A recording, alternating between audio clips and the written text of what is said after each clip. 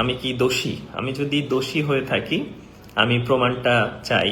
কয়েক দফা পেছানোর পর আগামীকাল বিপিএল এর নিলাম অনুষ্ঠিত হতে যাচ্ছে। তবে তার আগে আজ দেশীয় ক্রিকেটারদের চূড়ান্ত তালিকা প্রকাশ করলো বিসিবি, যেখানে নিলামের আগেই বাদ পড়েছেন জাতীয় দলের দুই ক্রিকেটার এনামুল হক বিজয় ও মোসাদ্দেক হোসেন সৈকত। এর আগে সম্প্রতি বিসিবি জানিয়েছিল বিপিএল এর গত আসরের ফিক্সিং এর সন্দেহ থাকা ক্রিকেটারদের নিলামের চূড়ান্ত তালিকা থেকে বাদ দেওয়া হবে। আজ নিলামের আগের দিন প্রকাশিত তালিকায় দেখা গেছে সেখানে নেই মোসাদ্দেক ও বিজয়ের নাম। ফিক্সিং সন্দেহে তালিকা থেকে বাদ পড়ে এবার লাইভে এসে সবকিছু ফাঁস করলেন এনামুল হক বিজয়।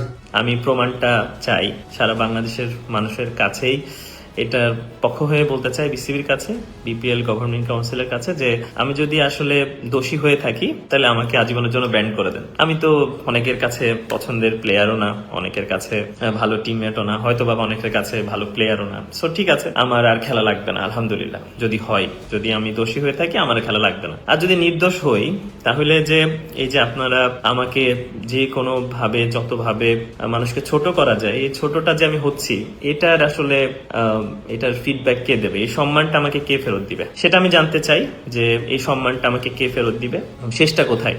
আপনারা রেড ফ্ল্যাগ কথা বলছেন, what is the red flag means, মানে রেড ফ্ল্যাগটা মানে কি? এখন বিসিবি আমাকে ডাকছে জানার জন্য। বিপিএল এ আমি মাত্র 6-7টা ম্যাচে ক্যাপ্টেন্সি করেছিলাম, তো তার মধ্যে 3-4টা ম্যাচ জিতছি, ওভারঅল 6টা ম্যাচ আমরা জিতেছি। তারা কারা? যে বিসিবির সাথে অ্যান্টি করাপশনের সাথে আমার যে মিটিংটা হয়েছে, আমাকে তারা যে প্রশ্নটা করেছে সেইটা প্রথম আলোতে পাবলিক কিভাবে হলো, সেটা প্রথম আলোতে কিভাবে আসলো, সেই মানুষটা কে আসলে যে বিসিবি এবং আমাদের তথ্যগুলো সাংবাদিকদের কাছে প্রচার করে। অনেক আজে বাজে নিউজগুলো ফেস করেছি যে কোনো প্লেয়ার নির্দোষ নাকি নির্দোষ না, সে গিলটি নাকি গিলটি না।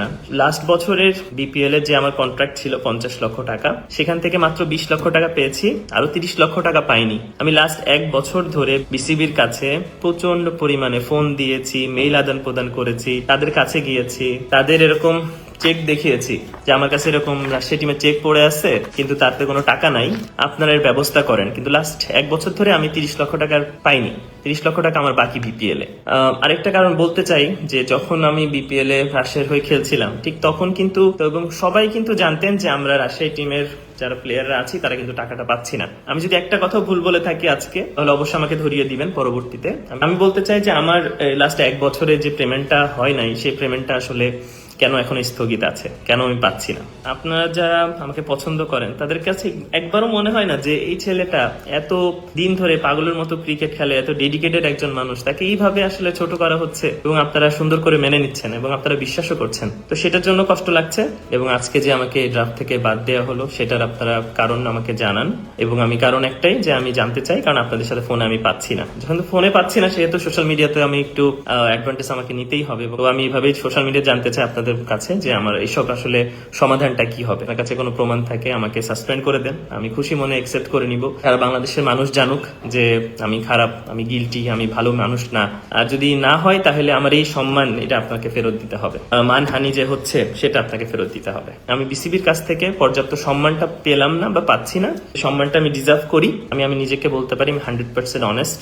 আমি কোনো ধরনের ইলিগাল কোনো কাজ করিনি যেটাতে আমি অপরাধী বোধ করতে পারি।